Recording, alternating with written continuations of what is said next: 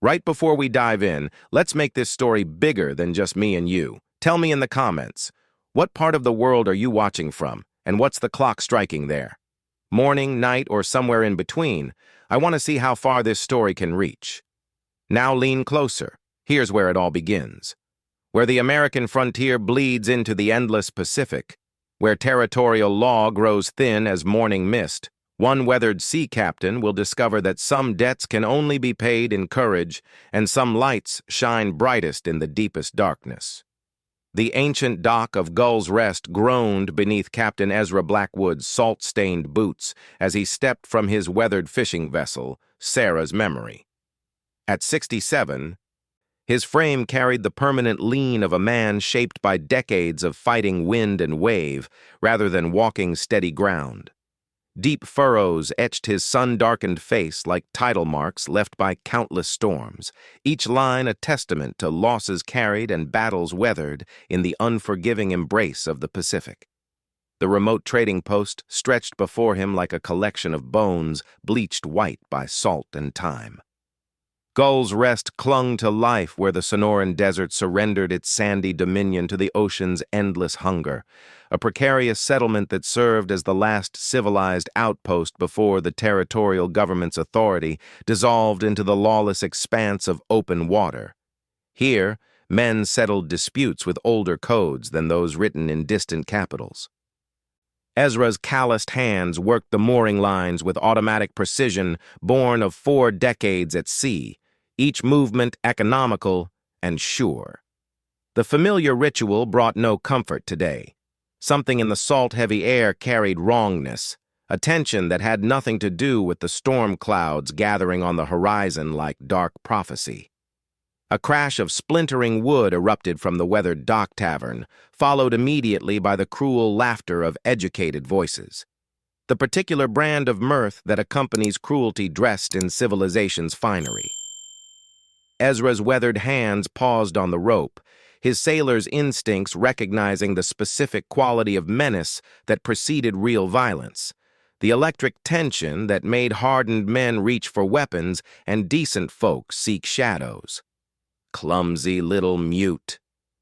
Look what you've done to my imported wine. The voice carried the polished arrogance of territorial money, clean, sharp, and utterly without mercy.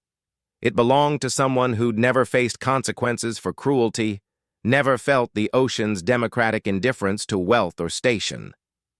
Ezra turned toward the commotion, his sea-green eyes narrowing as 3 well-dressed young men emerged from the tavern's shadowed interior, dragging a slight figure between them like predators with cornered prey. The girl couldn't have been more than 16, her simple homespun dress now stained dark with spilled wine that spread across the fabric like blood in water. She moved with the desperate grace of a cornered deer, her dark eyes wide with terror that spoke of previous encounters with these particular predators. This wasn't her first experience with their cruelty. It was simply the latest chapter in an ongoing tragedy. Marcus Whitmore, eldest son of the territorial governor, adjusted his silk vest with the casual confidence of a man who'd never faced consequences for his actions. At 35, he carried himself with the particular arrogance that comes from inherited power rather than earned authority. His companions, brothers cut from the same entitled cloth, flanked him like well-dressed wolves, their movements coordinated by years of shared cruelty and mutual protection. "Father's been far too patient with your family's mounting debts," Marcus continued, his manicured grip tightening on the girl's thin arm with deliberate pressure. "Time you learned what happens when common folk waste the governor's generosity and test territorial patience." The girl, Mercy, Ezra realized with growing horror, recognizing her as Silas Hartwell's daughter, struggled silently against their collective hold. Her mouth opened as if to scream or plead, but no sound emerged from her throat. The realization struck Ezra like a cold wave breaking over his bow. The lighthouse keeper's daughter was mute, robbed of voice and therefore defenseless against those who wielded words like weapons. Her silence made her perfect prey for predators who counted on victims' inability to bear witness or cry for help. Ezra watched the unfolding scene with the careful attention of a man who'd witnessed humanity's full spectrum, from maritime heroism to casual evil. The Whitmore brothers moved with practiced ease, their actions speaking of routine honed through repetition rather than spontaneous cruelty. This wasn't impulse. It was systematic oppression dressed in territorial law and justified by fabricated debts. "The carriage is waiting," sneered the youngest Whitmore, gesturing toward an ornate vehicle that seemed obscenely out of place against Gull's Rest's weather-beaten landscape. The polished brass fittings and cushioned seats spoke of comfort built on others' suffering. Time to settle accounts properly, one way or another. Mercy's eyes darted frantically around the nearly empty dock, searching desperately for help that wouldn't come. The few townsfolk present had suddenly discovered urgent business elsewhere. Their heads turned away with the practiced indifference of people who'd learned survival meant becoming invisible when power flexed its muscles. They'd seen this before, knew how it ended, understood their own powerlessness. Something deep in Ezra's chest, a place that had been frozen solid for 15 long years, began to crack like ancient ice under spring sunshine. The girl's silent terror reached across the weathered dock planks and touched the part of him that still remembered being a father, still carried the unbearable weight of a daughter's trust and his own catastrophic failure to protect what mattered most. His weathered hand moved instinctively to the compass hanging from his neck, its brass surface worn smooth by countless touches. The instrument had guided him through storms and clear weather alike, but it couldn't navigate him away from the memory of Sarah's voice calling his name as the waves claimed her, couldn't chart a course away from 15 years of crushing guilt. Mercy's struggle intensified as the brothers began dragging her toward their waiting carriage. Her bare feet scraped against the rough planks, leaving small streaks of blood that would stain the wood long after this moment passed into painful memory. Each drop spoke of resistance, of refusal to surrender despite overwhelming odds. Then, as if summoned by desperation itself, Mercy broke free from their collective grip.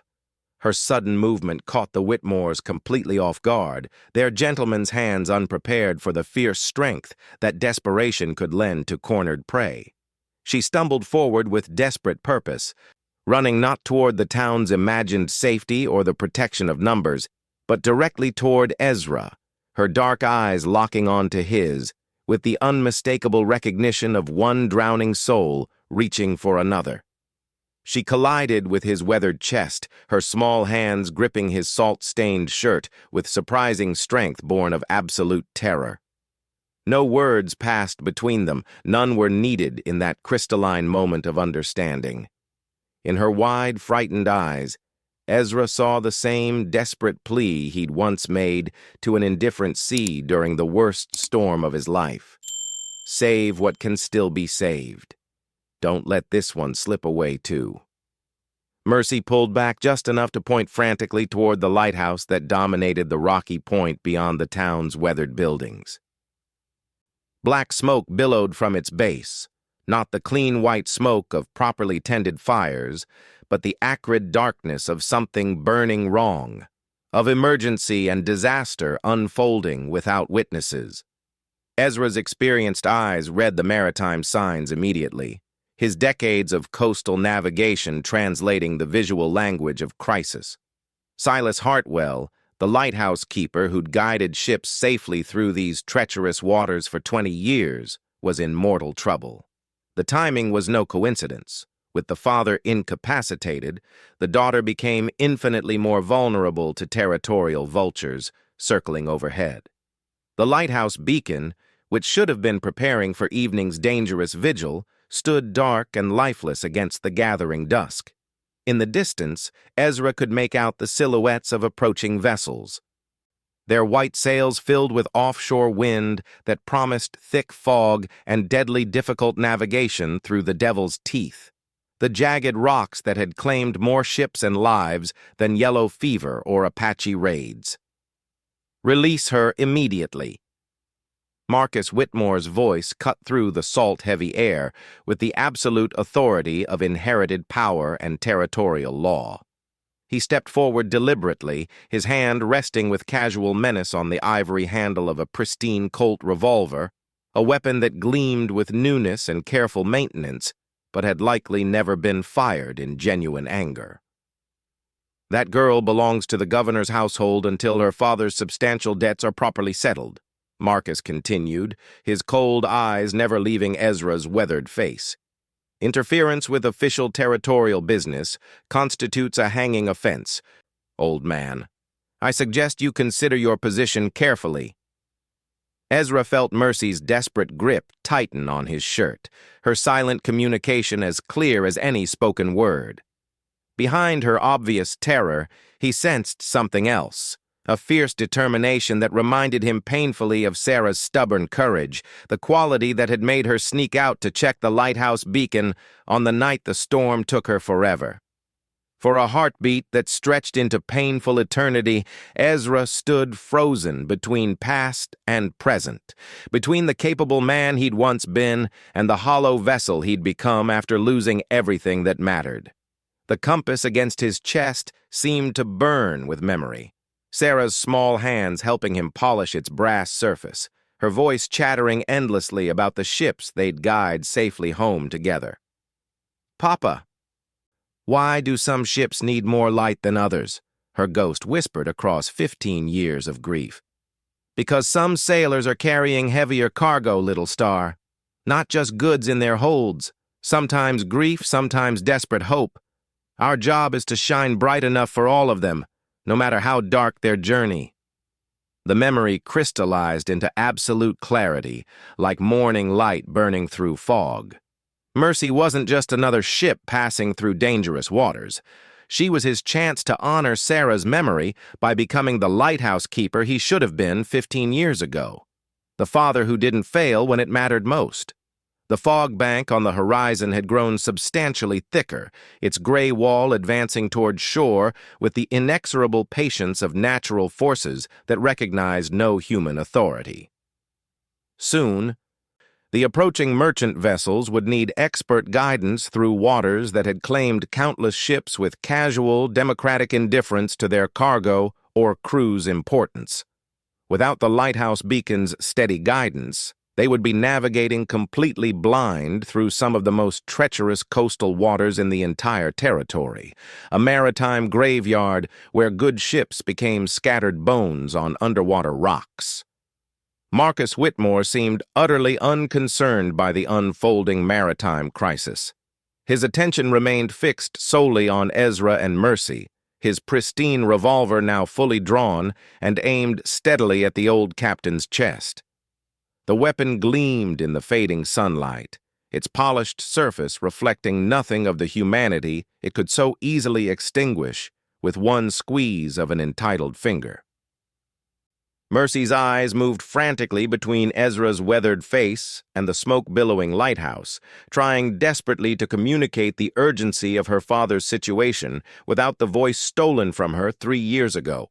Her small hands gestured rapidly in what Ezra began to recognize as traditional maritime signals, the ancient language sailors used when voice couldn't carry across howling wind and crashing wave. Danger, help needed, fire spreading, father dying. The signs came rapid fire, her small hands weaving a desperate narrative that spoke of Silas Hartwell's sudden collapse, of smoke and confusion, of a beacon that might never shine again without immediate intervention. Behind her urgent communication, Ezra sensed the deeper tragedy. This girl had become fluent in silence because a cruel world had stolen her voice and left her defenseless against those who wielded words like weapons. Her maritime fluency spoke of countless hours spent with her father in the lighthouse, learning the ancient codes that connected all who made their living from the sea's dangerous bounty. Ezra's weathered hand moved slowly and deliberately to his belt, where his own revolver, a practical Navy Colt, worn smooth by years of actual use rather than display, waited patiently in its salt-stained holster. The gesture was measured, unthreatening, but it spoke clearly of capabilities that Marcus Whitmore's territorial arrogance had failed to consider in his calculations. "Son," Ezra said, his voice carrying the quiet authority of a man who'd commanded genuine respect through proven competence rather than inherited birthright. "That lighthouse keeps merchant ships off the Devil's Teeth rocks, ships carrying territorial judges, federal marshals, and valuable cargo that funds your daddy's political ambitions and territorial expansion." He paused deliberately, letting the implications settle like fog. "You want to explain personally to Governor Whitmore why you let good vessels wreck with all hands while you were playing dangerous games with a frightened 16-year-old girl?" The observation struck its intended target with surgical precision. Marcus's confident expression flickered with the first genuine shadow of uncertainty he'd shown, his calculating gaze involuntarily shifting toward the advancing fog bank and the increasingly vulnerable ships it would soon swallow in gray blindness. "Besides," Ezra continued steadily, his protective arm still sheltering Mercy's trembling shoulders, "what kind of territorial gentleman are you if it takes 3 grown Whitmore sons to handle one mute girl half your size? Your father's political enemies would have a celebration with that particular story. Governor's sons, maritime heroes, or schoolyard cowards." The carefully aimed taunt struck home with devastating accuracy. The Whitmore brothers exchanged increasingly uncomfortable glances, their earlier coordinated confidence beginning to fracture visibly under the weight of public perception and harsh political reality. In territorial politics, reputation was the only currency that truly mattered, and Ezra had just suggested theirs was about to face severe devaluation. Mercy took immediate advantage of their momentary distraction to gesture even more urgently toward the lighthouse, where black smoke continued billowing ominously into the darkening sky. Marcus Whitmore's finger tightened visibly on his revolver's polished trigger, the weapon holding steady despite the growing tension in his shoulders and the calculating uncertainty creeping into his cold eyes.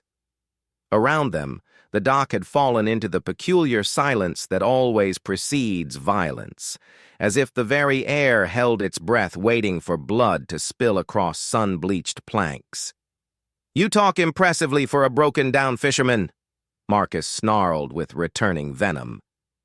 "But you're still just one aging man against territorial law and government authority. The girl's father owes us substantial money, and debts get paid one way or another. That's how civilization works." Ezra felt the mathematical truth of it settle into his bones like winter cold penetrating old injuries. They were absolutely right about the power dynamics, completely correct about territorial law, utterly accurate about the hopelessness of his position. One aging sea captain against the governor's sons, their inherited money, their political connections, their demonstrated willingness to use violence to enforce their will. But they were catastrophically wrong about one crucial element. Ezra Blackwood was no longer just one old man facing impossible odds. The ship's horn sounded again across the darkening water, closer now, more desperate, carrying the unmistakable note of vessels pushing hard against time and weather. Through the gathering dusk, Ezra could make out the approaching ships more clearly, 3 substantial merchant vessels running ahead of the fog bank, their experienced captains pushing every sail to reach harbor before visibility dropped to deadly zero. They would desperately need the lighthouse beacon's guidance to navigate the Devil's Teeth safely in the approaching conditions. Without that steady light, they would be sailing completely blind into waters that had earned their fearsome reputation through decades of wrecks, drownings, and maritime disasters that left families mourning and ships' bones scattered across the ocean floor. The cruel irony wasn't lost on Ezra. While the Whitmores threatened personal violence on the dock, genuine catastrophe loomed just offshore, indifferent to their petty territorial disputes.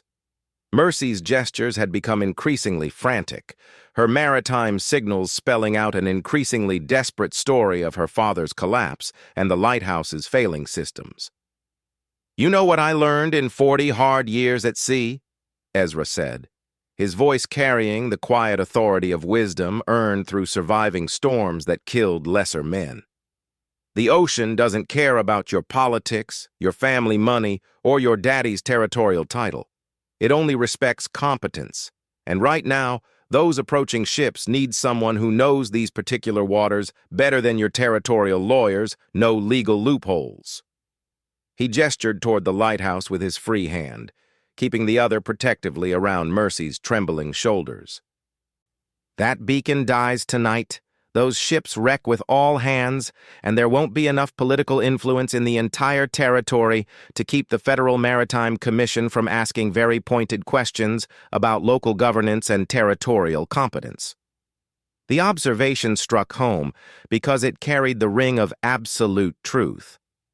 Federal oversight of territorial waters was a constant source of tension for local political dynasties, and maritime disasters invited exactly the kind of scrutiny that ambitious families preferred to avoid at all costs.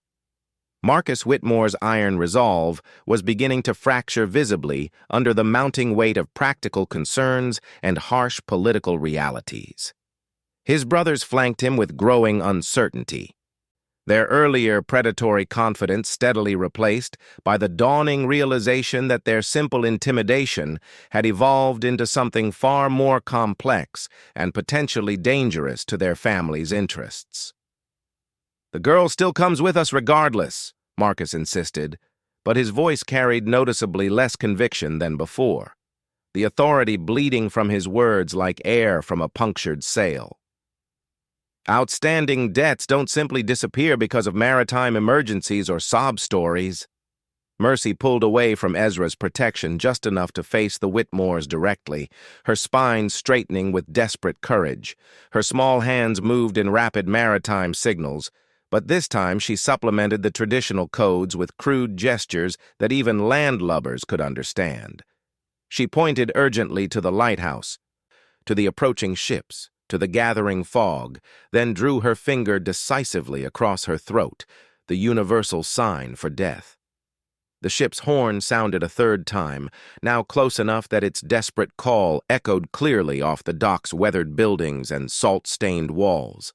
Fog tendrils had begun reaching shore like ghostly fingers, the advance scouts of the gray wall that would soon blanket the entire coastline in near-zero visibility and deadly navigation conditions. Ezra made his choice with the finality of a man who'd already calculated all possible outcomes. "Marcus," he said, using the young man's first name with deliberate familiarity designed to strip away pretense, "you can shoot me right here, right now, in front of witnesses. But those ships are going to wreck without proper lighthouse guidance, and every soul that drowns tonight will be on your conscience forever. That's not political rhetoric or negotiation. That's mathematical certainty." He paused, deliberately, letting the full weight of responsibility settle between them like gathering fog. "Or, you can let me and the girl tend to her dying father and the beacon. Keep those vessels and their crews safe, and we'll sort out your family's financial grievances when people aren't drowning offshore." The silence stretched between them like a rope under tremendous tension, ready to snap under the accumulated pressure of competing interests and mounting stakes. Marcus Whitmore's revolver remained steady in his manicured hand, but Ezra could see the internal conflict playing out behind his calculating eyes, the collision between entitled rage and pragmatic political calculation that would determine multiple fates. Mercy made the ultimate decision for all of them. She broke away from Ezra's protective embrace and ran, not toward the town's imagined safety or the protection of witnesses, but directly toward the lighthouse, her bare feet flying across the rocky ground with the desperate speed of someone racing against time itself and death approaching from offshore. Her wordless gesture communicated more than speeches ever could. Lives hung in the balance of their petty conflict, and personal disputes were luxuries they couldn't afford, while ships approached disaster and her father lay dying in the lighthouse that had been his life's work. Marcus swore viciously and swung his revolver toward Mercy's fleeing figure, but Ezra stepped deliberately into his line of fire with the calm authority of a man who'd already made peace with whatever consequences awaited him in the gathering darkness. "You want to shoot a 16-year-old girl in the back?" Ezra asked quietly, his voice carrying across the sudden stillness. "In front of witnesses? With federal ships approaching harbor and territorial judges possibly aboard?" The question hung in the salt-heavy air like cannon smoke after battle. Around them, the few remaining townsfolk had emerged from their strategic hiding places, drawn by the unfolding drama and the growing realization that their lighthouse, their lifeline to the outside world and maritime safety, was in mortal danger of going dark forever. Marcus Whitmore looked around at the gathering faces for the first time, seeing perhaps how his actions appeared to people who lived and died by the sea's mercy, who understood that some things transcended politics and personal vendettas. His political instincts, honed by years of watching his father navigate territorial waters, finally overcame his personal rage and wounded pride. "This isn't over," he said finally, lowering his weapon with visible reluctance. "The girl's debt doesn't disappear because of maritime heroics or emotional manipulation." But Ezra was already following Mercy toward the lighthouse, his weathered boots finding their familiar rhythm on the rocky path toward shore's edge, where broken souls sometimes discovered that redemption wore the face of duty and the light of second chances burned brightest in the deepest darkness, when hope seemed lost and the sea demanded everything from those who would serve her faithfully.